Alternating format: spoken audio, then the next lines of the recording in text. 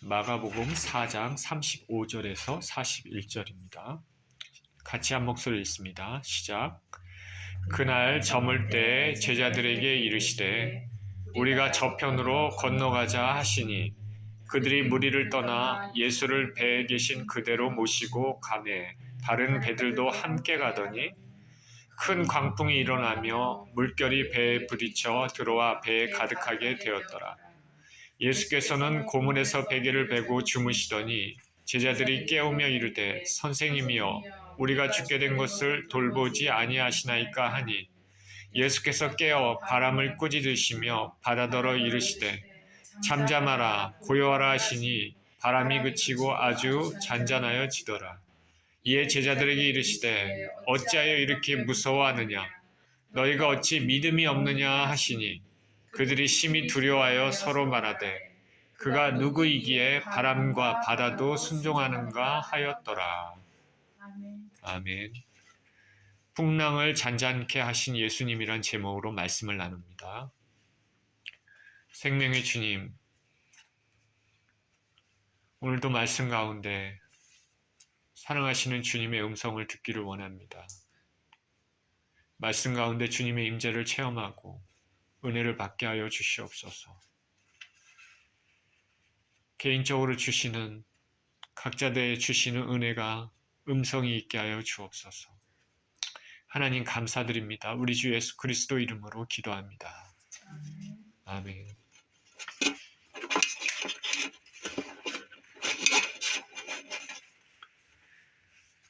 제가 캘리포니아에 살 때 베이커스필드라는 곳에서 산 적이 있었습니다.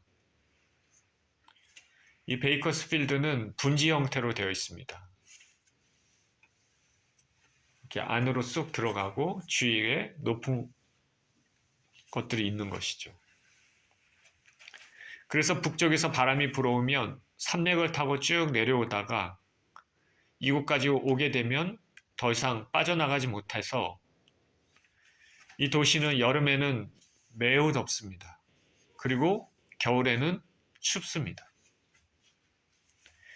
그리고 일단은 바람을 타고 먼지가 들어오게 되면 먼지가 빠져나가지 않기 때문에 공기가 나쁜 지역으로도 미국 내에서 손가락 안에 꼽힙니다. 이런 분지 형태의 지형에는 종종 돌풍이 붑니다. 하루는 주일날 LA에 교회가 있었는데 LA 교회를 출발해서 집으로 가는 중이었습니다. 1시간 반 거리입니다.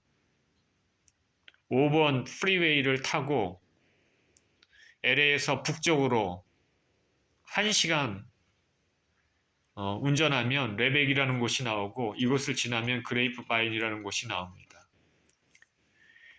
그리고 아래로 내려가는 깊은 계곡을 따라서 5번 도로가 계속되는데 이 계곡을 지나게 되면 정말 광활하게 넓게 펼쳐진 평야가 나옵니다. 그리고 멀리 보일 듯 말 듯 베이커스필드가 보입니다. 그래서 5번을 타고 내려가다가 이제 99번 도로를 타고 베이커스필드로 가는데 이 99번 도로는 완전히 직선 도로입니다. 직선. 일자로 그냥 쭉 뻗어 있습니다. 그래서 계곡을 타서 내려가서 그 베이커스필드까지 직선으로 30-40분 계속 달리면 도착을 하죠. 그런데 말씀드렸다시피 베이커스필드는 분지 형태입니다. 그래서 돌풍이 자주 불어옵니다. 그날은 매우 심했습니다. 앞에 가는 차량도 보이지 않을 만큼 먼지바람이 부는 것입니다. 그 회오리 바람같이 붑니다. 빽빽한 안개에 둘러싸인 같은 느낌이 들었습니다. 그래서 위험하다 싶어서 차의 전조등을 켜면서 정말 이때는 조심스럽게 운전하면서 집에 간 적이 있습니다. 또 한 번은 이곳 애틀란타에서는 잘 보지는 못했는데 가시덤불 같은 그런 것들이 바람에 날려서 운전하고 있는 차에 마구 자주 부딪히는 일들이 있었습니다. 집에 도착했다 보니 자동차 먼지 투성이에 자동차 앞과 윈실드에 찌꺼기들로 가득 채워졌던 것들이 있었습니다.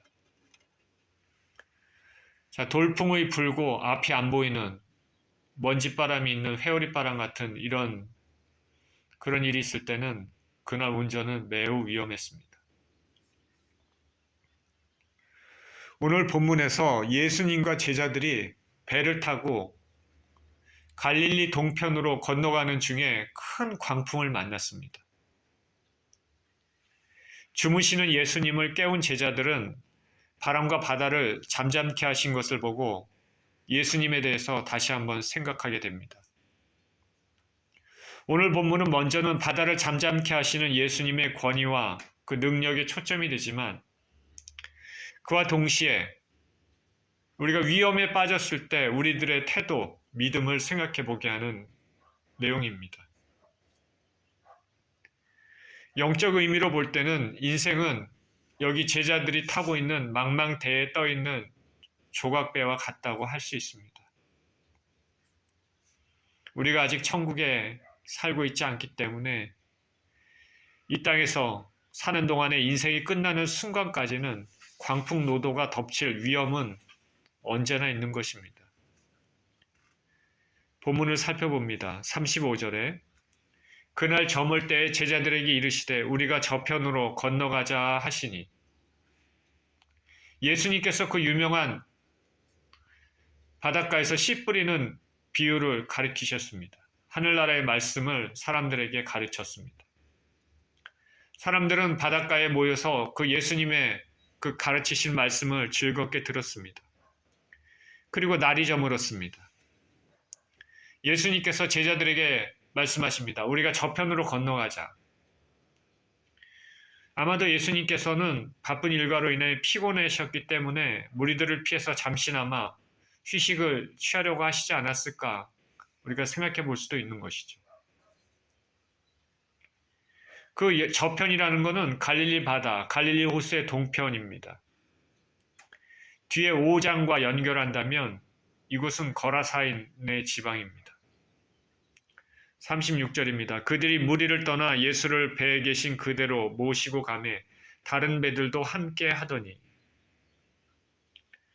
예수님의 말씀 저편으로 건너가자 그 말씀에 제자들은 순종해서 예수님을 배에 모신 그대로 배에 계신 그대로 모시고 출발했습니다. 전혀 준비를 하지 않은 채 그냥 출발한 것이죠. 씨 뿌리는 비유를 예수님께서 말씀하셨을 때 그 배 안에서 말씀하시고 사람들은 해변가에서 들었습니다. 주님은 배에서 내리지 않으시고 바로 제자들과 함께 출발했습니다. 이렇게 예수님 모시고 제자들이 배를 몰고 출발했는데 또 다른 배들도 예수님이 가시는 방향으로 함께 했다고 말합니다. 이들은 예수님의 가르치심에 매료된 사람들일 것입니다. 낮이나 밤이나 사람들의 예수님에 대한 관심은 장소와 때를 가리지 않았습니다. 예수님은 사람을 끄는 자석과 같습니다. 이들 무리들은 그날 저녁 때 같이 출발했을 것이고 아마 예수님과 제자들이 풍랑을 만나는 것도 그와 함께 보고 경험하지 않았을까 우리가 추측을 해볼 수 있는 것이죠. 37절입니다. 큰 광풍이 일어나며 물결이 배에 부딪혀 들어와 배에 가득하게 되었더라.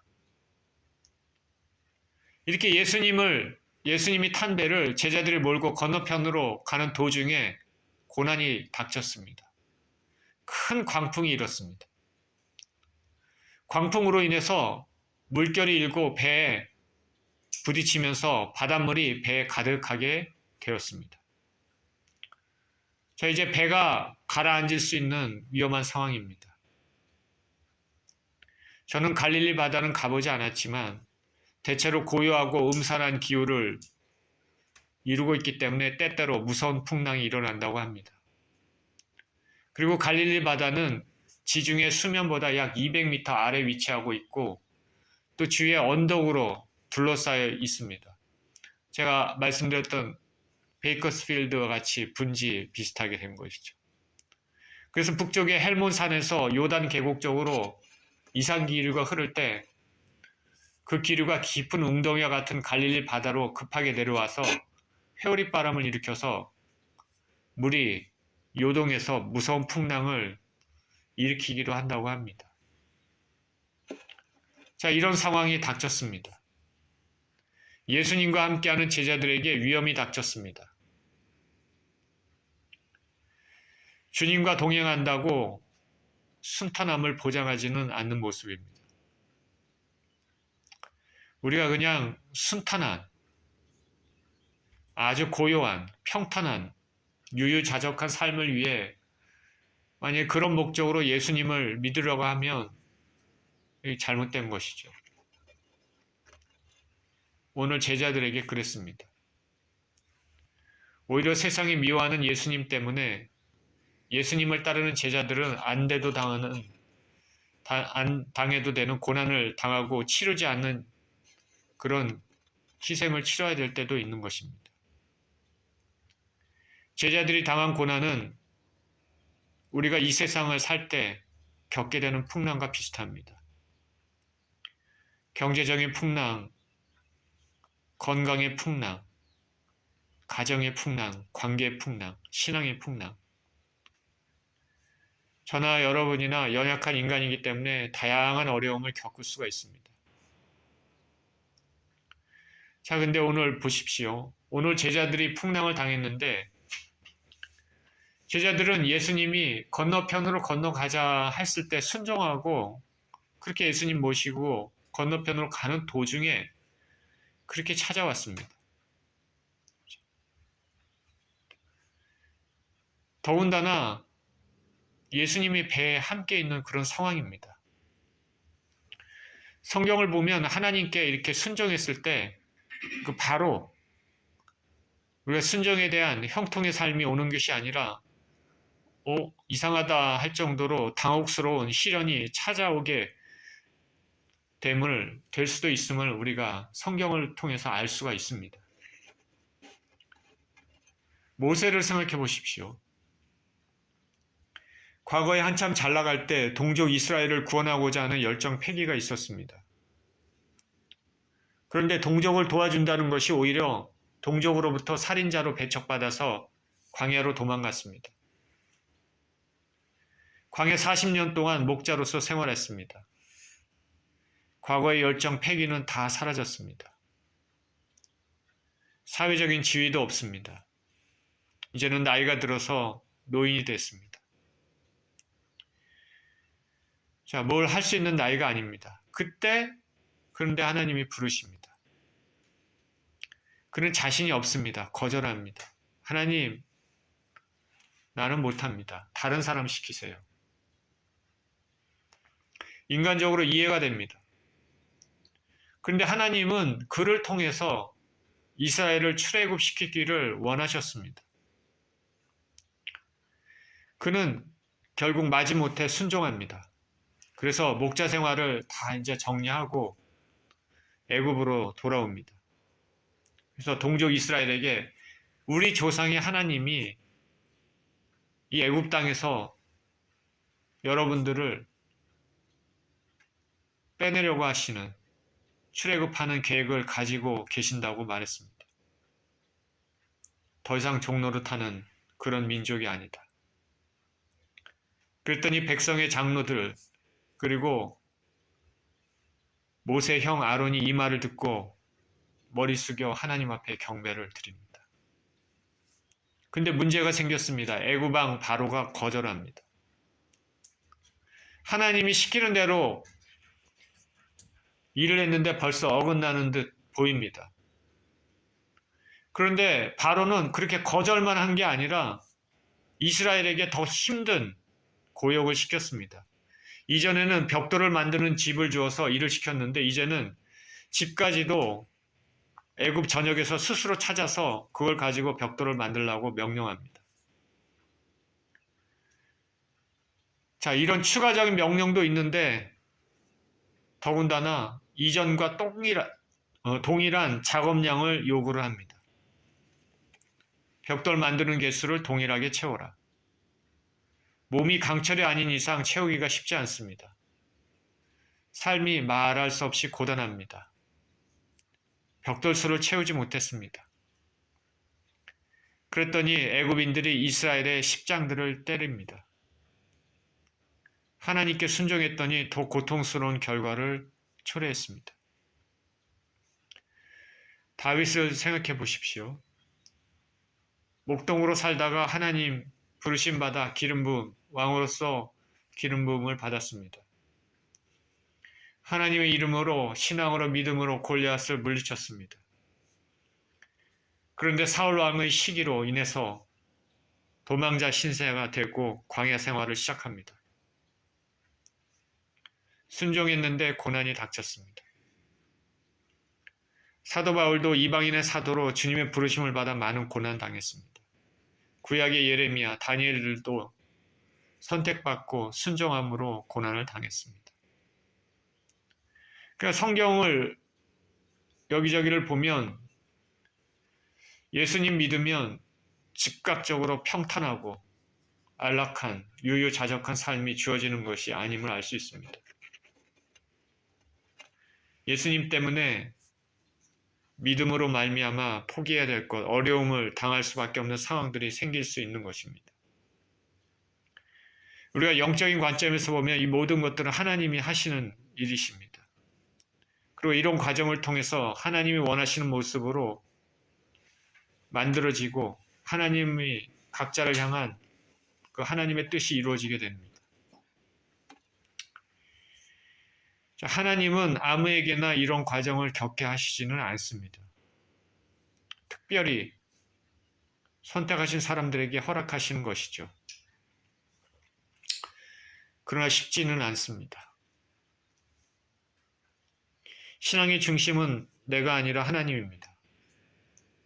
하나님은 이 과정을 통하여서 이 과정이 통과되고 나면 지난 후에는 그 이전보다 더 좋은 것으로 허락하시는 분이십니다. 제자들은 예수님 말씀대로 배를 몰아 바다 반대편으로 향했지만 풍랑으로 배가 침몰할 수 있는 위기를 맞았습니다. 38절입니다. 예수께서는 고물에서 베개를 베고 주무시더니 제자들이 깨우며 이르되 선생님이여 우리가 죽게 된 것을 돌보지 아니하시나이까 하니 광풍이 불어서 배 물이 차오르는 긴박한 상황이었을 때 예수께서는 고물, 즉 배 뒤편에서 주무시고 계셨습니다. 풍랑과는 전혀 상관없는 평안한 모습입니다. 베개까지 주무시고 베고 주무시고 계시는 그 예수님, 그 얼마나 피곤하시면 그러셨을까? 예수님은 참 하나님이시지만 참 인간의 모습을 입고 오셨습니다. 사역을 하시면서 피곤하셨을 것입니다. 모든 면에 우리와 같은 모습을 입으셨기 때문에 저나 여러분이나 연약한 우리의 모습도 잘 알고 계실 줄 믿습니다. 상황이 급박합니다. 제자들이 예수님을 깨웁니다. 선생님, 선생님, 우리가 죽게 된 것을 돌보지 아니하시나이까? 베개를 비고 평안하게 주무시고 계시는 예수님과 대조적인 모습이죠. 제자들은 분명 예수께서 병을 고치시고 귀신을 쫓아내시고 하나님 나라의 권능을 행하시는 것을 바로 옆에서 직접 보고 체험한 제자들입니다. 그런데 그리고 그 예수 그리스도께서 그 주님께서 자신들과 지금 같이 있습니다. 그런데도 불안감을 느낍니다. 바로 예수님이 옆에 계셔도 몰아치는 풍랑, 들이닥치는 물, 위험한 상황만 보이게 된 것이죠. 이 제자들의 모습은 우리가 예수님을 알고 우리 삶 가운데 예수님의 은혜를 체험한 경험이 있어도 삶의 풍랑이 만나면 불안감을 느끼는 우리를 보는 것과 같습니다. 믿음이 부족한 것이죠. 어쩔 수 없는 인간의 모습입니다. 제자들이 얘기합니다. 선생님, 우리가 죽게 된 것을 돌보지 아니하십니까? 주님께 불평하고 있습니다. 고난은 항상 내면에 숨은 자신의 모습이 드러나게 합니다. 기쁠 때는 자신의 모습이 잘 드러나지 않습니다. 그러나 고난을 당했을 때, 삶의 위기가 있을 때, 풍랑이 닥쳤을 때 내면의 모습이 드러나게 되죠. 자신이 얼마나 이기적인 사람인지, 믿음이 부족한지, 연약한 모습이 드러나게 됩니다. 그래서 항상 삶의 문제는 나뿐 아니라 예수님에 대한 관계를 돌아보게 합니다. 자, 명예를 즐기는 사람들은 그 명예를 잃었을 때, 돈이 삶의 전부인 사람들은 그 돈이 사라졌을 때, 지식이 삶의 전부인 사람들은 지식을 잃었을 때, 건강을 자랑하는 사람이 불치병에 걸렸을 때, 이때 그 사람이 어떤 반응을 보이는지 그 사람의 내면에 감춰져 있던 것이 나오게 되는 것이죠. 우리가 연예인들이 한참 인기를 구가하다가 나중에 아무도 알아주지 않을 때 심한 정신적 충격을 받는 경우가 있습니다. 특히 젊은 사람들이 그렇습니다. 극단적인 선택도 할 수 있을 수도 있습니다. 삶의 위기, 이것은 내 자신의 신앙이 어떠했는지를 보여주게 되는 것입니다. 저도 이렇게 하나님 말씀을 전하지만 제가 가지고 있는 삶의 위기가 있을 때 제 부족한 것들이 드러날 수밖에 없죠. 39절에 예수께서 깨어 바람을 꾸짖으시며 바다더러 이르시되 잠잠하라 고요하라 하시니 바람이 그치고 아주 잔잔하여지더라. 예수님께서 제자들이 선생님 우리 죽게 된 것을 돌보지 아니하시나이까? 예수님께서 잠이 깨셨습니다. 세차게 불어닥치는 바람을 보시고 꾸짖으십니다. 병을 꾸짖고 귀신을 내어쫓을 때 꾸짖으신 것처럼 바람도 꾸짖고 계십니다. 바다에게 명령합니다. 잠잠하라 고요하라. 예수께서 꾸짖으시니까 예수께서 명령하시니까 즉시 바람이 그치고 잔잔해졌습니다. 자연을 다스리는 분입니다. 자연을 다스린다. 하나님밖에 없습니다. 창조주의 권능이죠. 우리가 예수님과 동행할 때 당하는 고난이 있을 수 있지만 이 고난 역시 우리가 이길 수 있는 것은 예수님과의 동행이 있습니다. 고난의 풍파가 몰려올 때 깨어질 때 위태로운 배 안에서 우리가 살아남을 수 있는 것은 그 배 안에 그 고난과 함께 계시는 예수님 때문입니다. 고난과 함께 계시는 예수님. 그러니 우리는 예수님에 대한 믿음, 예수님을 바라봐야 되겠죠. 예수께서는 나와 함께 하신다. 이 고난에도 함께 하신다. 자꾸 되뇌이면서 기도를 해야 되는 것이죠. 믿음이 있어야 되는 것입니다. 40절 이에 제자들에게 이르시되 어찌하여 이렇게 무서워하느냐 너희가 어찌 믿음이 없느냐 하시니 그들이 심히 두려워하여 서로 말하되 그가 누구이기에 바람과 바다도 순종하는가 하였더라. 예수님께서 바람과 바다를 잔잔케 하신 후에 제자들에게 말씀하십니다. 어찌하여 이렇게 무서워하느냐 어찌하여 믿음이 없느냐. 제자들을 책망하시는 것이죠. 믿음이 없음을 책망하시는 것입니다. 권위 있는 사본들에게서는 아직까지라는 말이 첨가되어 있습니다. 아직까지. 그래서 영어 NIV 성경에서는 Do you still have no faith? 이렇게 얘기합니다. Still, 아직도 믿음이 없느냐 이렇게 번역했습니다. 너희가 아직도 믿음이 없느냐.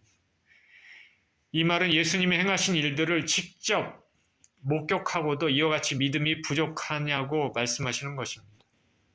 제자들은 예수님께서 하늘나라의 말씀을 가르치시고 귀신을 쫓아내시고 병을 고치시고 하는 그런 모든 이적과 기적을 누구한테 들은 것도 아니고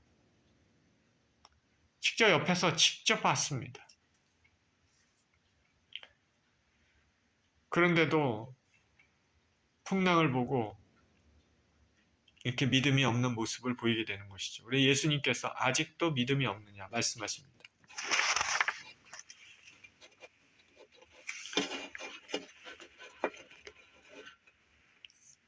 제자들은 예수께서 병을 고치시고 귀신을 쫓아내시지만 자연을 지배하시는 창조주이심은 아직 깨닫지 못하고 있습니다.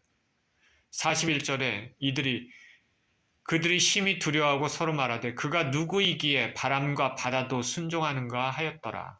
이렇게 말하고 있잖아요. 오늘 본문의 저자인 마가는 이 사건을 통해서 예수 그리스도께서 하나님이심을 보여줍니다. 마가복음의 주 독자들은 핍박받고 죽음의 위험 속에 있었던 로마 교회 성도들임을 감안한다면 이 메시지는 이들의 신앙에 적잖은 영향을 미쳤을 것입니다. 시련과 박해, 풍랑 속에서도 하나님이 우리와 함께 하신다. 우리가 믿는 예수 그리스도는 하나님이시다. 이 사실은 그들에게 믿음, 소망을 가져다주는 소식이죠. 우리는 삶의 공경에 처했을 때 주님께서는 어떠한 일도 하실 수 있다는 것을 생각해야 됩니다. 우리 눈에 불가능해 보이는 것도 하나님은 하실 수 있다. 본문을 보면 주님이 제자들의 믿음 없음을 책망하셨는데 복음서에 예수님께서는 제자들의 믿음 없음을 종종 책망하셨는데 오늘 본문의 말씀이 처음입니다. 제자들은 예수님을 믿는, 더욱 신뢰하는 오늘 본문을 통해서 그 계기가 되었을 것입니다. 사건을 통해서. 삶의 풍랑이 닥쳐왔을 때 불평이 나오는 것은 우리 믿음이 부족한 인생으로 자연스러운 일이지만 진짜 예수님을 믿는 사람들은 불평을 기도로 바꿔야 되겠습니다. 한 번 불평하기보다는 한 번 기도하고 두 번 기도하는 것이죠. 과거에 역사하신 하나님, 과거에 나를 도와주신 그 하나님이, 그 동일한 하나님이 지금 나의 삶의 풍랑도 해결해 주신다는 그런 믿음이 있어야 되겠습니다. 예수께서 고요하라 잠잠하라 해결해 주실 것을 믿어야 되겠습니다. 세상 사람들과 주님을 믿는 사람들의 차이가 있는 것이죠. 이런 차이가 있습니다. 인생에는 고난이 있을 수밖에 없죠. 믿는 자나 믿지 않는 자 모두에게 닥칩니다. 우리는 우리에게도 고난도 있을 수 있다. 없으면 좋겠지만 그러나 있을 수도 있다는 것을 알고 기도하면서 하나님의 뜻을 구하고 반드시 고난을 선으로 좋은 곳으로 바꾸시는 그 하나님이심을 믿고 나아가야 되겠습니다. 모세, 이스라엘을 출애굽, 히브리인들을 출애굽시키겠다 하는 그 모세, 처음에는 당황스러운 일이 발생했지만 결국에는 하나님의 권능과 은혜로 이스라엘을 출애굽시켰습니다. 다윗은 광야 생활을 했지만 마침내 왕이 됐습니다. 예레미야는 사람들로부터 핍박과 조롱과 살해 위협을 받았지만 결국 그의 예언이 참 예언이고 하나님으로부터 받은 것이라는 것이 확실히 증거가 돼서 진정한 선지자로 인정됐습니다. 다니엘은 바벨론 그리고 그 이후에 페르시아 제국 모두에서 최고의 지위에 올랐습니다. 그리고 인류 역사에 대해서 하나님의 주시는 그 계시를 받는 축복을 누렸습니다. 사도 바울은 수많은 사람들을 예수님께로 인도하고 기독교 확장의 기초를 닦았습니다. 그리고 이들 말고도 수많은 신앙의 선배들이 있습니다. 이런 사람들은 다 예수님의 은혜를 체험한 수많은 사람들이 있는 것이죠. 지금도 예수님의 은혜를 체험하는 사람들이 많이 있습니다. 베드로 사도는 이렇게 말합니다. 사랑하는 자들아, 베드로전서 4장 12절 13절에 사랑하는 자들아, 너희를 연단하려고 오는 불시험을 이상한 일을 당하는 것 같이 이상히 여기지 말고 오히려 너희가 그리스도의 고난에 참여하는 것으로 즐거워하라. 이는 그의 영광을 나타내실 때 너희로 즐거워하고 기뻐하게 하려 함이라. 예수 그리스도를 믿는 사람들은 고난도 있을 수 있지만 그러나 고난이 그게 끝이 아니라는 것을 성경에서는 자주 말씀하고 있습니다. 어떠한 방법이든지 주님께서는 그 결과로 좋은 것을 주십니다.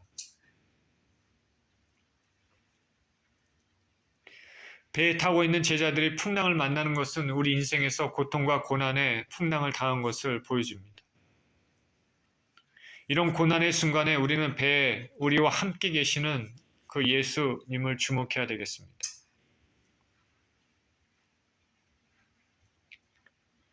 풍랑 가운데 주님은 평안하십니다. 우리가 가져야 될 삶의 태도가 아닐까. 성경에는 주님은 당신의 자녀들을 절대 떠나지 않으신다고 말씀하십니다. 그러니 우리 시선을 주님께 고정시켜야 되겠습니다. 그리고 주님의 도우심의 은혜를 체험해야 되겠습니다. 고난이 지나가고 나면 믿음을 통해서 더 큰 도약의 단계로 가는 계기가 될 수 있는 것입니다. 그 과정 중에 믿음도 깊어질 뿐만 아니라 우리의 영혼이 더 성결해지게 되는 것입니다. 저와 여러분들의 여러 가지 문제를 만났을 때